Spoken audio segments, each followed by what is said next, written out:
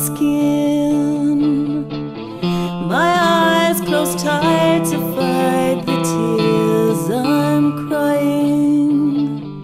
Stay with me, love.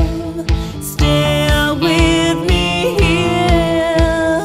Life has no purpose if you can't be near.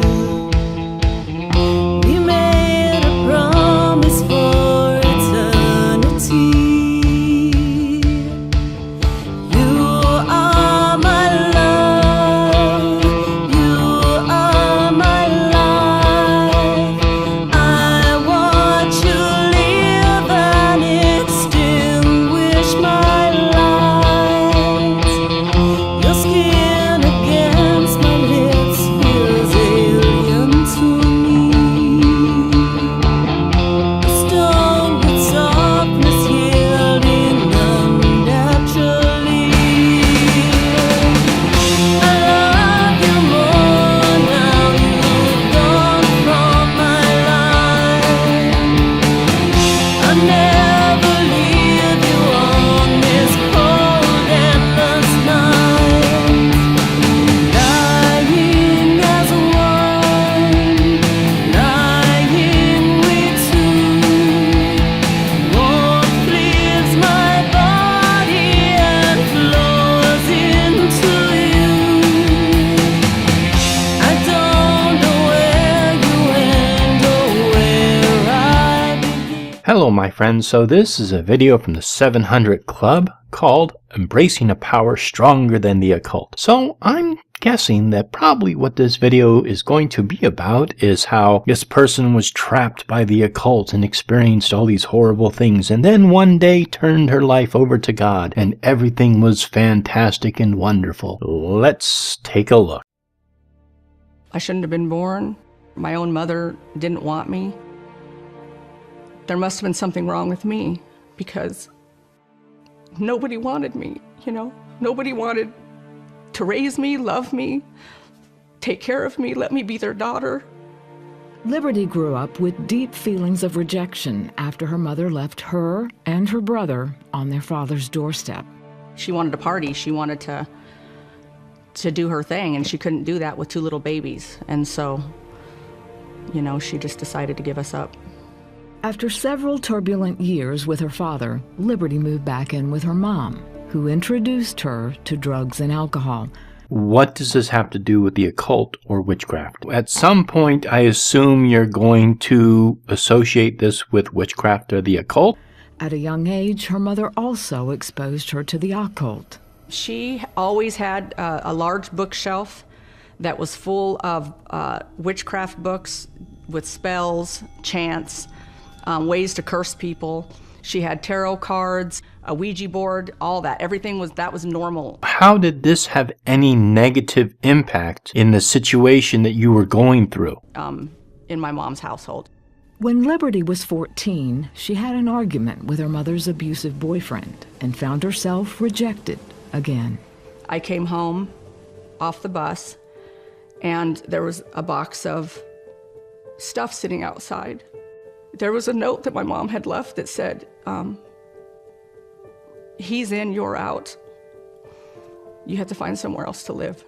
Parents may threaten to kick their teenage son or daughter out of the house and maybe even want to at times, but unfortunately the law sees it otherwise. As a parent, you cannot kick out your teenage son or daughter unless they are legally emancipated. This is my reality. My mom doesn't love me. She never wanted me. She doesn't care. She found acceptance in the party scene and had relationships with men who gave her a place to stay and supplied her with drugs. You find comfort in the party scene, drugs, alcohol, the company of other people, okay? Doesn't have anything to do with the occult so far. I did whatever I had to do to survive. I was alone, I was lost. The crystal meth and the drinking was very heavy. I mean, it was a daily thing. It wasn't just like, let's go party on a Friday night. I mean, it was every single day, drinking drugs, staying up for days. She also began experiencing strange phenomena and some unsettling symptoms. I was hearing voices, I was seeing things. I would get up in the night and I would feel like something was speaking to me and was coming after me. Yeah, because she's doing crystal meth every day and staying up days on end. So, yes, over time, this plays serious tricks on your mind. I had sores, little open sores around my body. Yeah, it sounds like you had a pretty bad crystal meth addiction, and I'm not too sure how you were ingesting that crystal meth. This addiction to crystal meth doesn't have anything to do with the occult. A friend's parents set up a meeting with their pastor. Liberty reluctantly agreed to see him. I had no belief in God or spiritual beings or anything like that. And he basically just said, all these are symptoms of a demonic attack on you. No, those are symptoms of crystal meth addiction and you probably picking at your skin or your nails or whatever. It's not a sign of demonic attack. It's a sign that you are staying up very late, your mind is playing tricks on you, and you are picking at your skin. That's what it's a symptom of. And the only way to deal with it is rebuke Satan in the name of Jesus Christ. No, the only way to deal with it is to get off crystal meth, get some sleep, and get some help. Days later, she had a terrifying encounter. These dark images began to just cover the walls, and they were like closing in on me like they were coming after me. I did what the pastor said, and I rebuked in the name of Jesus Christ of Nazareth. And then the fear was gone, and everything I was feeling was gone. It was literally just gone. The demons, everything just disappeared. Something tells me that if you really got over this, at some point you gave up crystal meth. Whether you turn to God or whatever is really secondary. I think the very first thing you would have had to do is to give up crystal meth. I'm thinking once you gave up crystal meth, that really changed a lot of your experiences. Liberty says she learned there was power in the name of Jesus, but knew little else about him until a few days later when she was watching TV and came across the 700 Club. Pat Robertson says, is there anyone watching by TV that, if you'd like to ask Jesus into your life, pray this prayer with me. I just felt like I needed this Jesus that could make demons flee. I don't have to wait to go to church and be called to the altar. I can just sit right here in my living room and accept Christ, She surrendered her life to Christ, then fell into a deep sleep. She probably hadn't slept for a very long time, so after giving up crystal meth, she probably needed some serious sleep. When she awoke, she was in a struggle for her life. Something was holding me down and just not letting me up, not letting me speak. It feeling like a hand was over my mouth. I just began to say, Jesus. I was just trying to get the words out, and I said, Jesus. It was very muffled, Jesus, and I felt like it was at the top of my lungs. And the thing that was covering my mouth just was slowly leaving, like letting go. The last thing I yelled was, I rebuke you in the name of Jesus. And at that moment, whatever was holding me down removed itself. And then I heard this really loud scream, like an evil, loud, wretched squeal. Sounded as if it was leaving.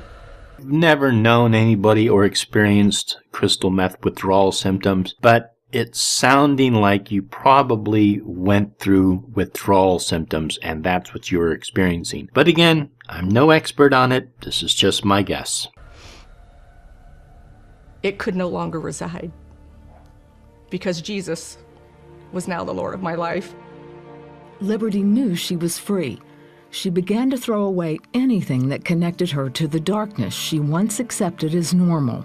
I knew that the Lord was basically in that one moment cleaning up my whole life. He was just like, it's all going. You're letting it all go.